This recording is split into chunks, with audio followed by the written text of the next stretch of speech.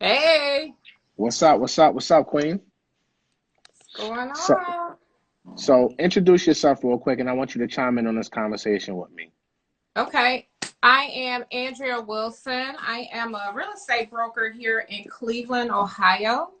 Our brokerage name is Brickhouse Realty. We have several, we have over 20 agents here. We're more like a boutique real estate brokerage, and we focus on traditional buyers and sellers and investors. hmm Cool. I love that. So, look, everybody in the audience, right now, we're going to switch the Q&A strictly questions for Cleveland real estate market. All right. I'm only going to answer the next questions about Cleveland. All right, because we have a Cleveland expert on the line, and we're gonna switch this whole freaking conversation. Oh, they want to see how you look. Okay, let me just move this. All right, Uh-oh. let me just move this because this is like the third request. Okay, y'all see her now? All in her flesh and glory. All right, so let's talk about the Cleveland, Ohio real estate market. Is now a good time to buy, whether you're primary residents or looking to invest, or should people, especially if they live in your area, should they continue to rent? What are your thoughts? Well, I'm never going to say rent unless your financial situation is just kind of holding you back from buying. The rental rates are so high, it's just cheaper to own. Um, Absolutely, it's time to buy, whether it's your primary residence or if you're an investor. The only issue, there is still an inventory issue. So you have to be patient in this market and just it's a long game. I think I just heard you say that a little earlier. It's not overnight. Everyone wants to rush through it. You really just have to, and then when you rush it, you kind of get yourself into a bad situation. So you want to take your time and look for the right opportunity. It's definitely time to buy. And I think probably around August, this is my crystal ball right here. And I say probably around August because the lenders are starting to see defaults as of April, people not paying their mortgages. So we might start seeing these foreclosures starting to hit August, September. So if you are an investor, you should be stacking your money and prepare. We can't go back to 2007, 2008, but maybe we'll start to see some of that inventory hitting the market come August, September. Okay, all right. So right now, where's the best area to invest in Cleveland?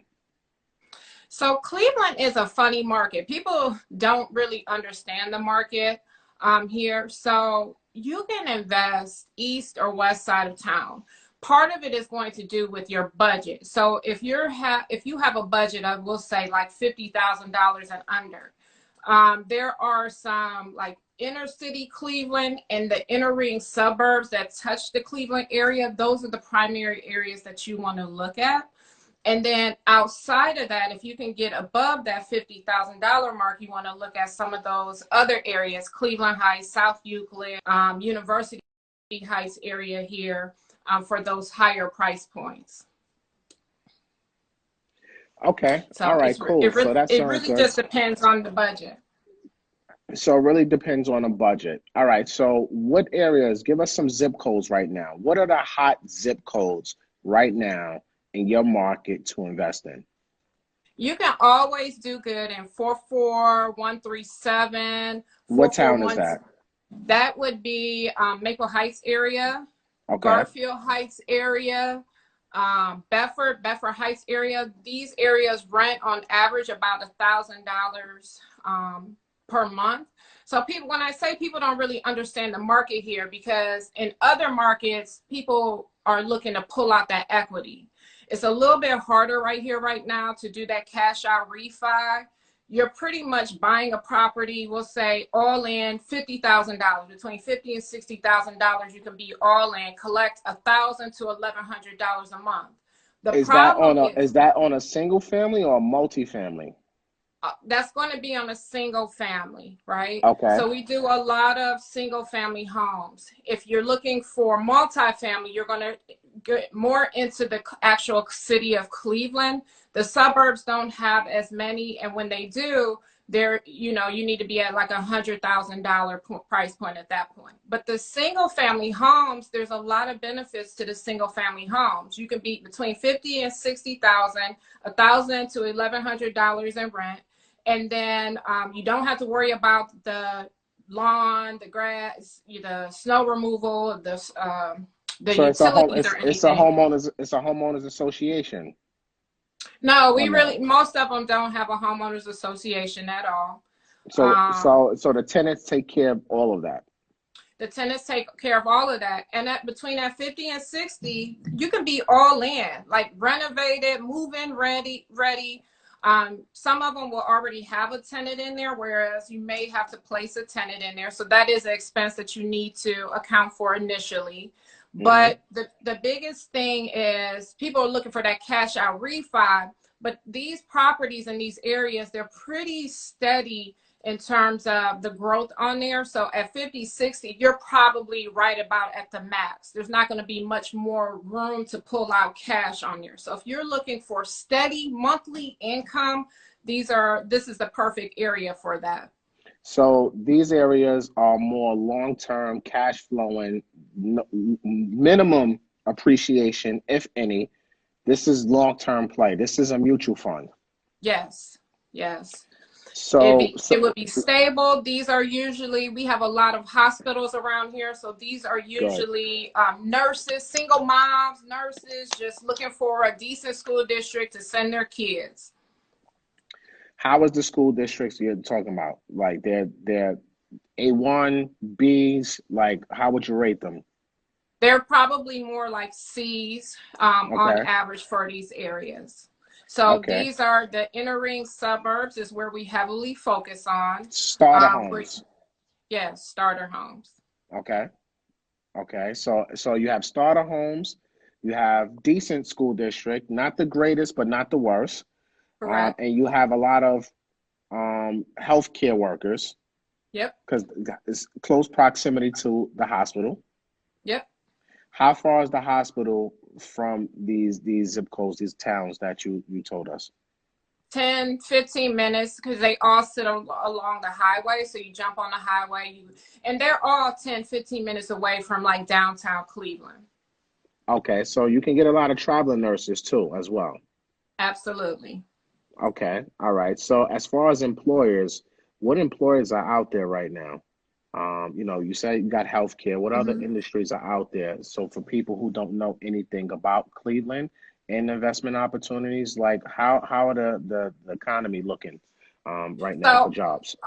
our major employer, we are a major healthcare city. So Cleveland Clinic, University Hospital, Metro Hospital, those are like the biggest employers around here. We're a major hub for Eden Corp. So that's a big area. We do have a lot of colleges and universities, in the area. So that's a major employer. So just primarily around education and healthcare is going to be your biggest industry. So we have 50K for $1,000 to $1,100 a month. Yep. So someone investing, just to give everybody a quick idea, and how much are the property taxes on something like this? So property taxes are usually around 2,000, 2,500 in these areas. So you're talking about 190 a month to 180 to $200 a month on your property taxes.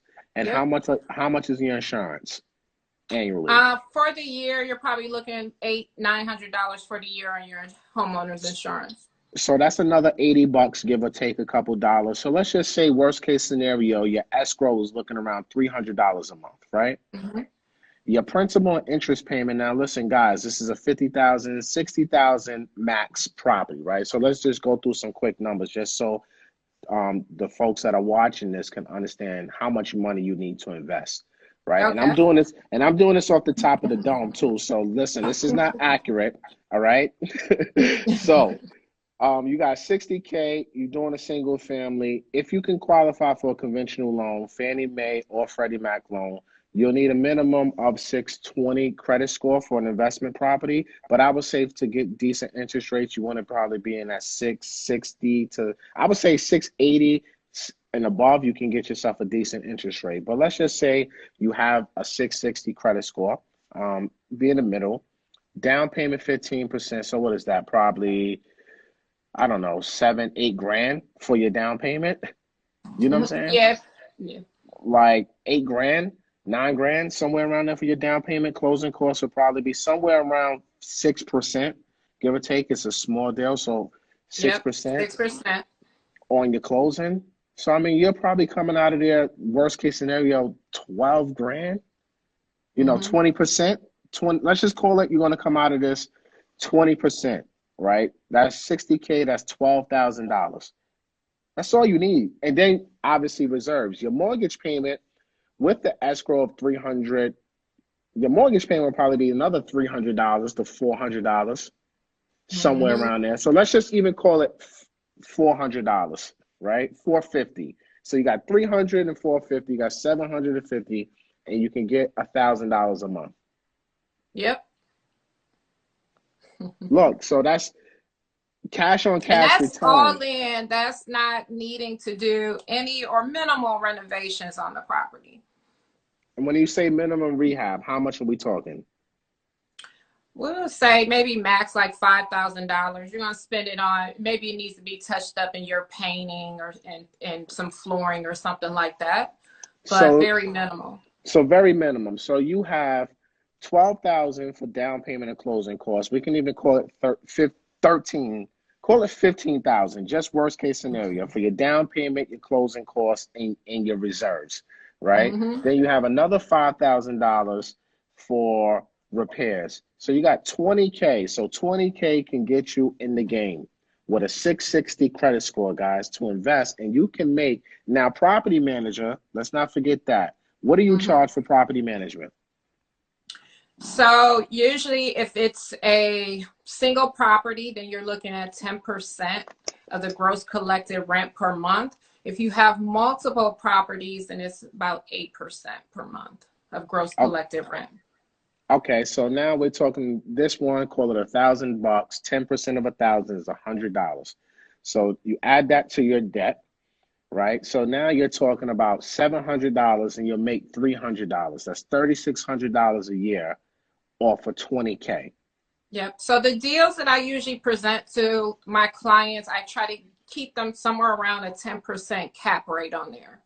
Is Oh what yeah, I'm this is looking. right. This deal we just ran in our head right now in 2 minutes is way more. Now, guys, everybody always asks how to analyze deals, right? Y'all saw how we just went through that real quick. That's kind of how you got to look at the deal, right? So now you're looking at 20K all in, and you have, 300, $3,600. So what is that? Probably, I don't know, 15%, somewhere Mm-hmm. around there. Cash on cash return. Yep. You can't get that in the bank. So I got the comments off right now because I wanted this to be clean because I want to repurpose this, right? But Okay. if you guys put in the comments right now, how many of you have 20K sitting in your account right now? Put a thumbs up in the comments. And this is the type of stuff that you need to be doing, right? If that is just sitting in your account doing nothing, I recommend you should go invest in Cleveland and get you $350 a month off that 20K. Now, as far as the eviction process, right? Yes. Because we're in COVID-19, people are losing their jobs.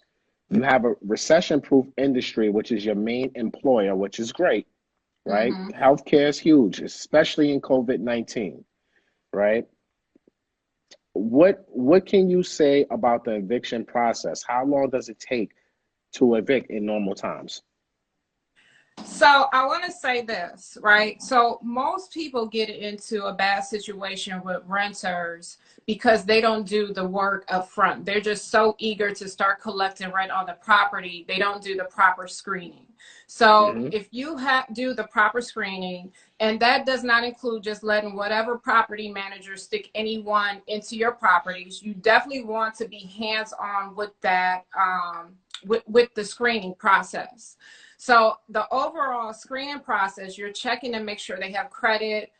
There's no criminal and evictions. And if it's someone that you're on the fence about, you need to request additional security deposits. So for my clients, I typically will ask not only for 2 months, we will do 3 months, sometimes a little bit higher. And depending on what time of year it is, they probably, they come up with the money some kind of way. So when the more security deposit, the worse the credit, the more security deposit that you can collect on them, the more secure you are with that renter, so that if there is a longer span of getting them evicted, you have all of this reserve already. So typically for a non-payment, for any money issues, you're issuing a 3-day notice to get them out of the property. After that 3-day notice, you're turning it over and bringing in the attorney. It goes to court, depending on where you're at. If you are in Cleveland, I will say they are a little bit more tenant friendly in terms of evicting tenants, so where they would give them like 2 weeks to get out. So you could be looking at 30 to 45, 60 days, sometimes getting them out. But you have to take an aggressive approach on it. You can't post a 3-day notice and then wait a week later or anything like that. Okay. And then if it's anything non-money related, then you're giving them a 30-day notice to get out of there. A 30-day notice to get out. And then how long? When it's not dealing with money. 3-day notice if it has any monetary behind it. And how long does it typically take, the whole process, to get them out? So in the perfect world, and like most of the suburbs, I mean, I would say it takes about 30 days to get them out of there. By the time you post a 3-day notice, you're waiting on a court date to evict them. Some owners will just try to give them cash to get out quickly, and just in hopes that, you know, they won't damage the property. But honestly, if you do the work up front and really screen them and require additional money, that's what is going to save you in the long run. Interesting. Okay. So how long does it take you to fill a vacancy? It doesn't take long at all. I mean, if we're putting it on the market, between a week to 2 weeks, I would say is probably the max. Even right now during COVID. Oh, absolutely. There's people that need to move right now. They can't find anywhere. And if you're accepting housing vouchers, we will have it before it hits the market. It will be gone. But and how much on a housing voucher is the city paying? Everyone is, so the tenant is required to pay, supposed to be like a 30% of it is what it's supposed to cover. But if you've taken housing vouchers right now, you are absolutely winning, because you're getting your money regardless. It's still being direct deposited into your account. How long does it take for one to get approved to accept vouchers in Cleveland? To get approved, it's just a matter of you saying you will accept it, and you find that tenant comes in, they bring their packet of information, and you submit it. You're more so waiting on, they have to do an inspection of the property. So depending on time frame, it's probably like a 2 to 3 week process to get that tenant into the property, because of that inspection that you need. And making sure your property is inspection ready will save you a lot of time as well. What do we need to do to make sure our properties are inspection ready? Well, they provide a checklist. You need to have a contractor that is familiar with working with and getting property Section 8 ready, or a property management company that is familiar with it, to make sure that your smoke detectors are in, all your utilities are on, there's no chipping paint, you know, and just are familiar with all. It's the same list they give to everyone. So just going through that checklist and making sure it's ready. All right. So now let's talk. Now that we have that information, let's talk about the multifamily market in Cleveland. Yes. You mentioned earlier, you said if you go downtown, multifamily is around 100K. Yes. What was that 3 years ago? I'm sorry?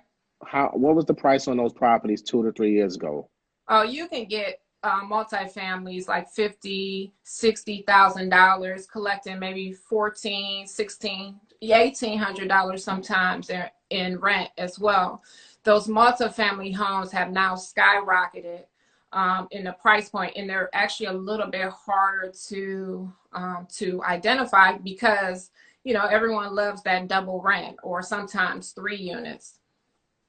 Wow, that's amazing. And now they're going for 100K. They are going for 100K. That's probably like your average price point.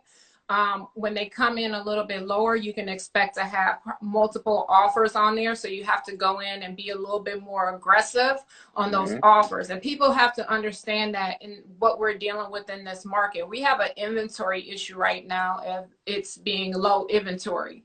So it's projected that if we don't see a lot of foreclosures hitting right now, then we might at least see a market correction on this inventory because of people less buyers. They don't have any jobs right now. So now the market is more so stabilizing with the inventory that's out there. So when you are placing an offer on a property, you can't say, and they're asking $60,000 or $100,000. You can't, this is not the market for you to say, oh, well, let me see if they'll take 80 for it. No, no, no. So you want to go in and aggressive. If you absolutely want that property, it's no time to play.